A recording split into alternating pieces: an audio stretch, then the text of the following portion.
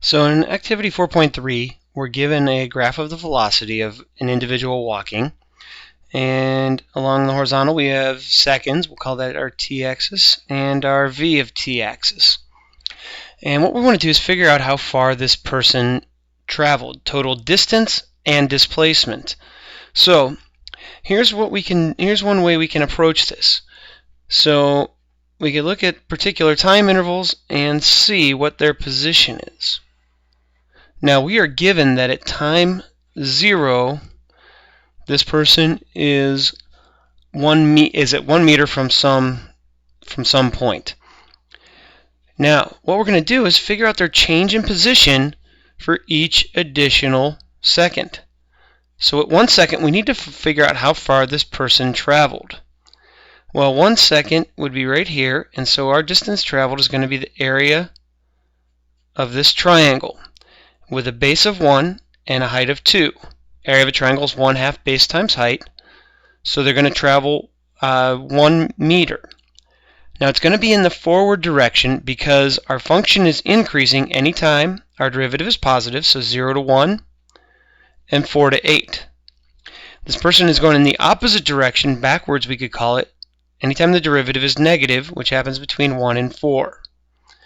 So this person has moved forward 1 meter between 0 and 1 second. They started at 1. They're going to move to 2. And let's go to 2 seconds. Here we have a triangle, and we're going to get the area. Now it's below the x-axis. So let's mark what's going on here. This had an area of 1. This triangle also has a height of 2 and a base of 1. It also has an area of 1, except remember it's below the x-axis, so this person's moving backwards. So our position at 2 seconds, we're going to move backwards from the 2 that we were at and go back to 1. Now this is going to be different than the total distance traveled. His position at 2 seconds is 1 meter away from the start. His total distance traveled is 2 because he went 1 meter forward and 1 meter backwards. Right, so we can notice the difference. It's as if we're taking the absolute value of this, we're flipping it up above the x-axis and calculating the areas. Now let's go ahead and keep finding our positions. So for instance, here's 3. Now we have a rectangle with a base of 1 and a height of 2. So he's moving 2 units, and it's below the x-axis, so he's moving 2 units backwards. So at 3 seconds, his position is -1 meter past this point that we're measuring from. Let's go to 4. We've got another triangle with an area of 1. Again, it's negative, so he's moving backwards another meter. So he'll be at -2 at 4 seconds. We're going to continue this pattern. At 5, we have a base of 1 and a height of 2.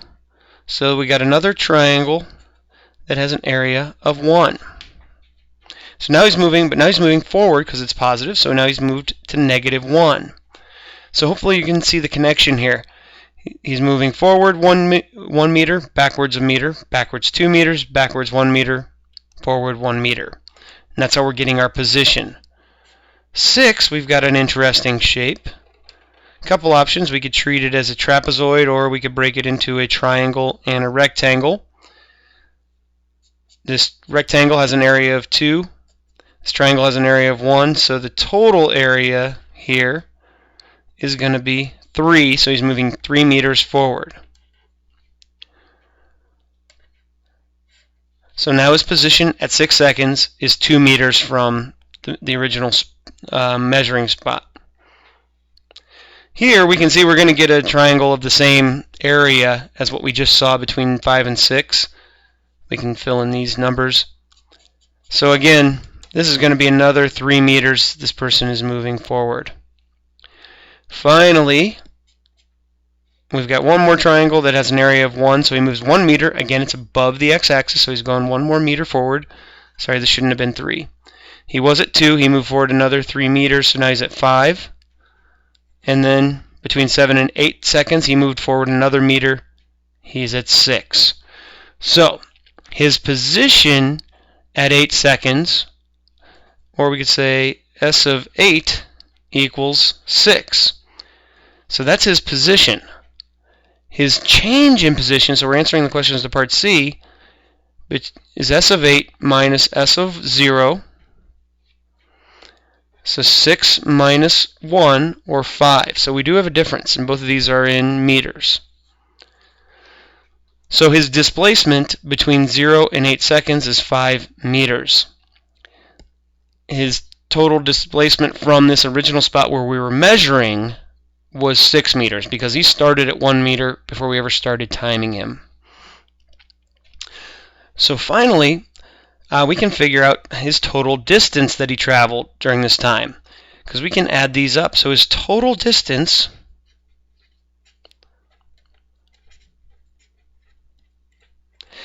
is going to be between 0 and 8 seconds. He went a total of 13 meters if we count both backwards and forwards. So that's the difference between distance and displacement. So this here was his total displacement. Now, let's go ahead and on our plot, make a plot of S. And we'll use a different color so we can see it a little bit better. First thing we'll do is we'll plot our values. So we can treat these as points. So 0, 1, 1, 2, 2, 1, 3, negative 1, 4, negative 2, 5, negative 1, 6, 2, 7, now we're going to go off our chart a little bit here, 5, and 8 is all the way up at 6. We'll just put a little dot there. Now, this graph's going to have some concavity, and the way we know the concavity is by what's going on with our function. Notice here we have a decreasing rate of change between 0 and 1. We would expect to have our graph to be concave down.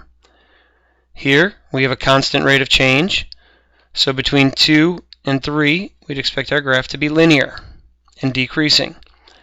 Here, look at that, we got an increasing rate of change. For those next few points, our graph is going to be concave up. And we're really starting to see these connections.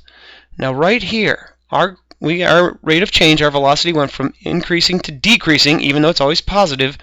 So our function is still going to be increasing, but we are going to change concavity until we get to 8 seconds, where we have a rate of change of 0, so we're probably going to see it start to flatten out.